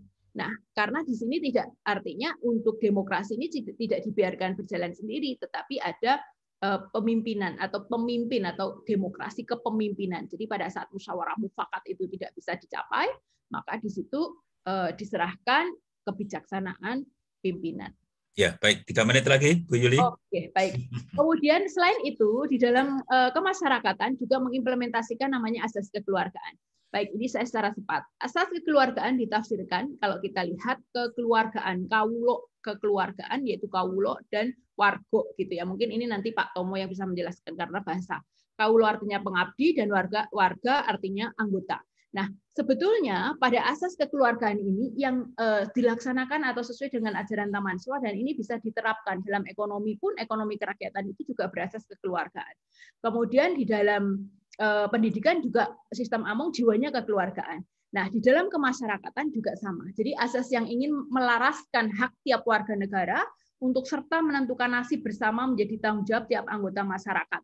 Dan atas baik buruknya nasib masyarakat itu sebagai kebulatan berdasarkan rasa persatuan dan kesatuan dan rasa solidaritas. Nah, ini yang kemudian bagaimana asas kekeluargaan itu bisa menyelaraskan hak untuk menentukan sendiri nasib pribadi dengan kewajiban memelihara tertib damainya masyarakat. Nah, bagaimana implementasinya? Maka di dalam kehidupan bermasyarakat, kita harapannya untuk menjaga kebinekaan tadi, memiliki sikap terbuka, toleran, tepos liruk, dan dapat memelihara ketentraman dan kedamaian jiwa. Dan asas kekeluargaan ini merupakan sumber semangat gotong royong, tadi juga sudah dijelaskan oleh Prof. Tris, bebas dari diskriminasi berdasarkan warna kulit, keyakinan, status sosial, gelar, ataupun suku, bangsa, golongan, dan lain-lain. Nah, di sini, dalam ajaran Taman Siswa, selalu mengutamakan sifat hakikat kemanusiaannya, yang sama di balik segala perbedaan. Artinya mungkin perbedaan-perbedaan itu mungkin ada, tetapi yang diutamakan di sini jadi bebas dari diskriminasi. Tidak berarti bebas dari mengadakan perbedaan berdasarkan apa yang nyata dan benar, tetapi bebas dari kecenderungan untuk memberikan penilaian yang tak benar dan tak adil berdasarkan adanya perbedaan itu atau adanya prasangka. Nah, inilah yang kemudian asas kekeluargaan ini juga merupakan atau dapat diimplementasikan dalam kehidupan bermasyarakat dalam rangka menjaga kebinekaan atau keragaman bangsa. Demikian Pak Tomo, terima kasih. Salam. Terima kasih Bu Yuli yang sudah menyampaikan paparan cukup banyak dan cukup luas.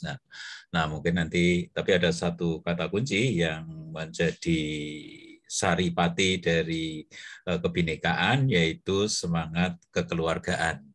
Karena di dalam keluarga itu berkembang toleransi, saling merasakan, tanggung jawab bersama, kemudian juga ada saling memahami, ya. Jadi antara adik dengan kakak, antara ibu dengan bapak, kemudian juga antara anak dengan ibu, dan tanpa mengabaikan bahwa di situ juga harus ada rasa hormat dan juga rasa menghargai. Jadi terhadap orang tua tentu saja berbeda relasinya dengan kakak dan adik. Maka kalau di dalam peribahasa, nah itu misalnya saya sangat terkesan dengan peribahasa yang ada di Nusa Tenggara Timur, ya itu ada papa mama jangan beda adik kakak jangan beda pendapat, jangan beda pendapat, tapi papa mama jangan beda rencana. Ya, jadi kalau adik kakak itu boleh beda pendapat, ya. Tapi yang tidak boleh beda rencana itu untuk ibu bapak, ya. Jadi ibu bapak boleh beda pendapat, tapi tidak boleh beda rencana. Karena kalau ibunya pengen mendirikan rumah menghadap ke utara, kemudian bapaknya ke selatan, rencananya berbeda, nah tidak ketemu, ya. Tapi kalau anak boleh beda rencana. Boleh beda rencana. Yang satu ingin kuliah di kedokteran, yang lain ingin kuliah di teknik, ya dibuka peluang, ya. Jadi, nah kemarin saya tanya ponakan saya mau kuliah di mana, ternyata mau pengen jurusan memasak, luar biasa, ya. Jadi di Jogja Universitas Negeri yang ada jurusan memasaknya itu adalah di UNY, ya. Jadi keponakan saya laki-laki, ya, pengen menjadi juru masak. Baik, terima kasih Bu Yuli. Nah, selanjutnya ini waktu untuk tanya jawab masih ada cukup waktu sekitar